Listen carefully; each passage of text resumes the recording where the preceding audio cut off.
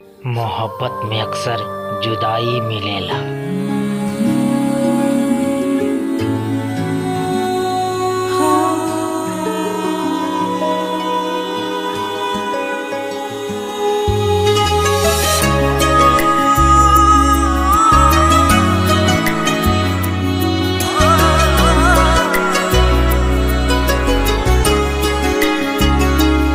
ढेर दिन भइल पता न लागे जान हो, कहाँ गइलू भइलू ईद के तू जान हो।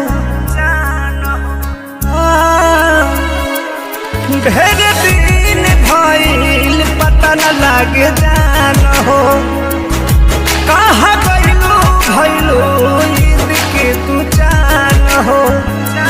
तो अब हमारा अपना तोहरा प्यार आवता, अब हमारा अपना तोहरा प्यार आवता, प्यार आवता।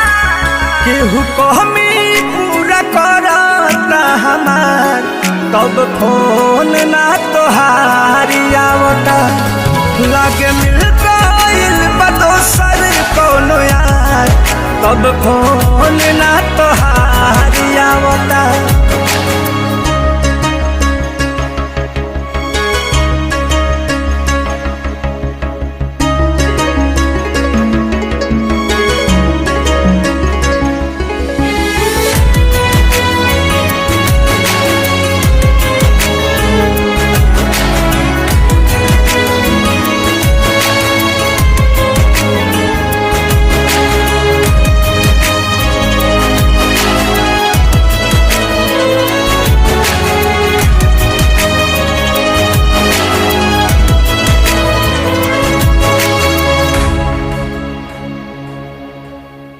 तोहरा का बुझाई दिल में हमारा आगे लगला के, जीत जी मुआ देलू अपना तू बदला के।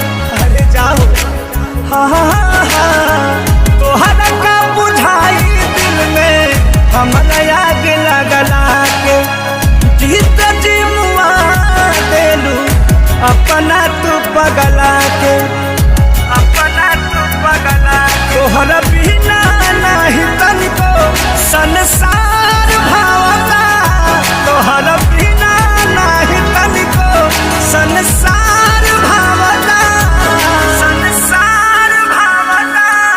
केहू कहमी पूरा करता हमार, तब फोन ना तोहार आवता। लागे मिल गइल बा दोसर कौनो यार, तब फोन ना तोहारी आवता।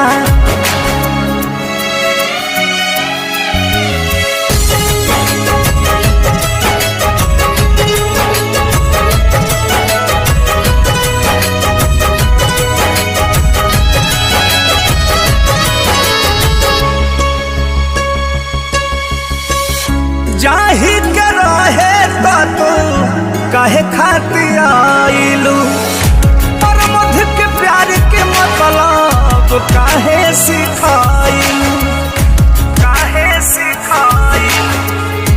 जाही के रहे तो तू काहे खातिर आइलू, और मध के प्यार के मतलब काहे सिखाइलू, काहे सिखाइलू। तोहरा याद रोहिता के बार बार आवता, तोहर याद रोहिता के बार बार आवता।